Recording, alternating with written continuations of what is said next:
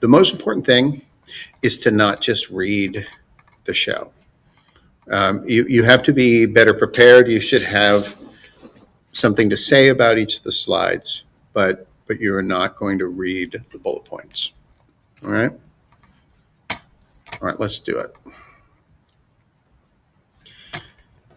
My report's on Muhammad Ali, and you will notice that one of the sources I did not cite is the book that he's holding up. Ali's autobiography might be the most famous sports autobiography ever written. I read it when I was a kid. It came out in the 70s.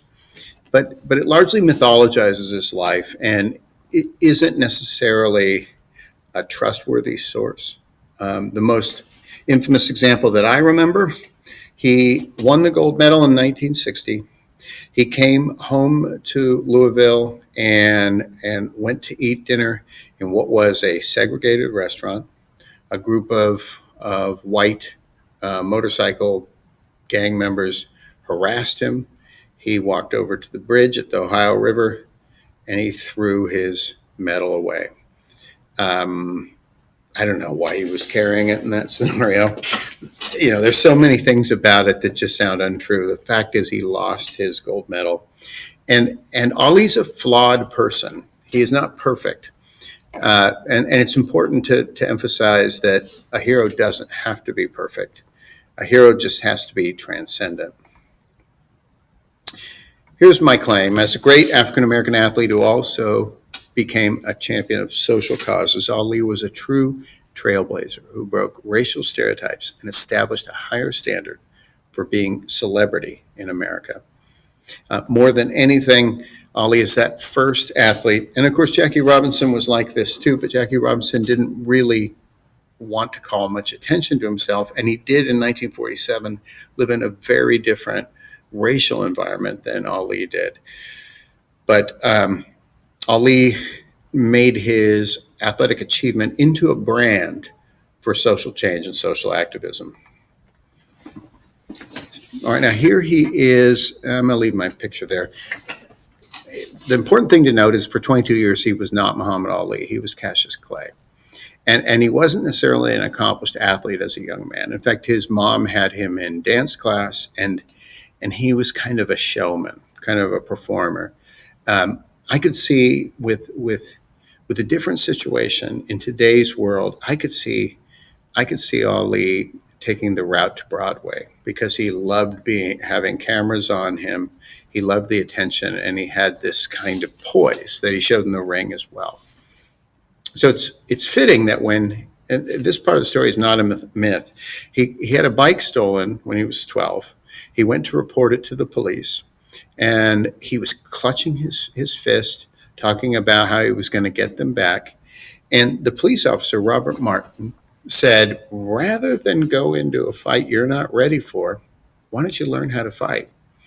And it just so happens that he had a gym, and he took Ali, and he could see that Ali was lean and athletic and very raw. In a short amount of time, he saw that combination. Ali had the movement of a smaller fighter, Sugar Ray Robinson, middleweight. He had the quickness. He was a dancer, but he also had these very short, strong jabs that, and this was what Martin was gambling on, that he would eventually grow into and become a combination of grace and power. When he won his gold medal, he won as a light heavyweight, and he spent his whole amateur career under 200 pounds and would go into the pro ranks as a over 200-pound heavyweight. I called the first Liston fight his call because he was such an overwhelming underdog. And any reasonable person would have been terrified fighting Sonny Liston. Sonny Liston had knocked out all but one of his opponents. He had killed a man in the ring. And this, by the way, was not an unusual thing in those days. And Ali would end up defeating him and winning a TKO because Liston had a injured shoulder. This is where he first said, "I am king of the world. I'm the greatest. This is where he coined those phrases. In the second fight, he was Muhammad Ali, had changed his name, and this famous phantom punch occurred. Now watch very carefully. You can see it doesn't even look like there's a punch there. And you have to watch it in slow motion, and you can see the quickness of this, what fighters call the 1-inch punch. And yes, clearly it did land. So the call brought him into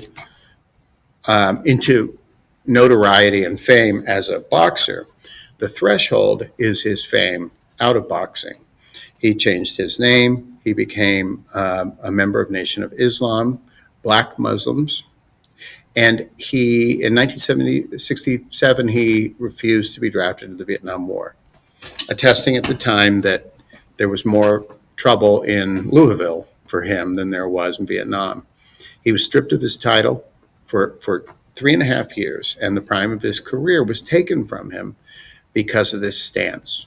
And Ali would be a person that would take the consequences for his values.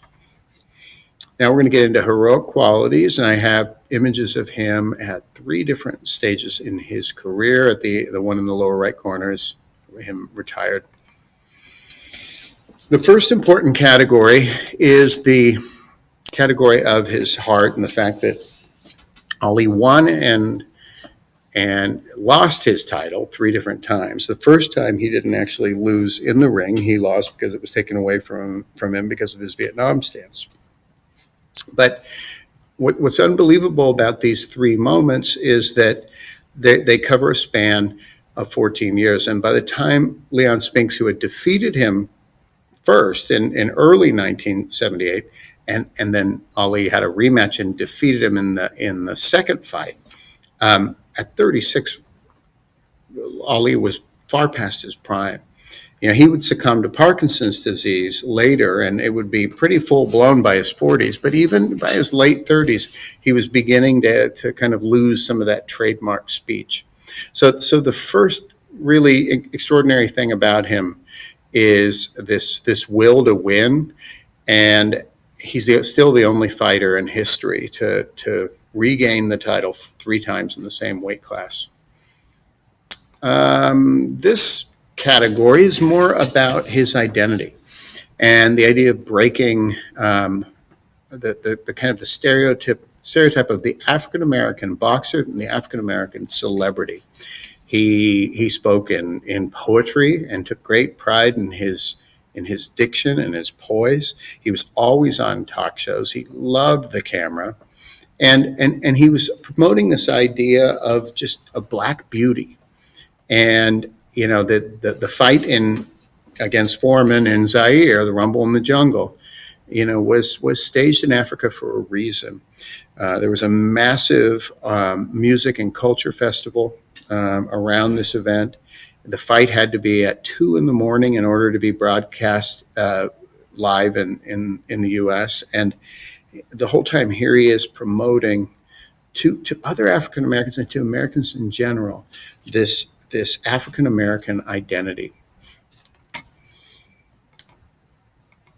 There he is doing his Ali Boombaye.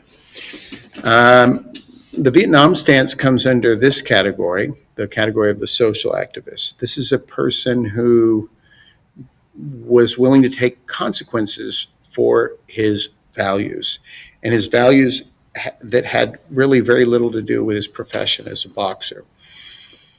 Later in his career, he would become a little more interested in the African American protests that were happening in the inner city, and this was showcased in the 1968 Olympics, where 2 sprinters held up their fist with a black glove in protest, and they didn't look at the flag during the national anthem. This was very controversial at the time, and Ali was their most steadfast supporter, and that's what these guys are all gathering for. All right, so the show would be over. You don't have to walk through all of your works cited. That's something that I will check. But thank you.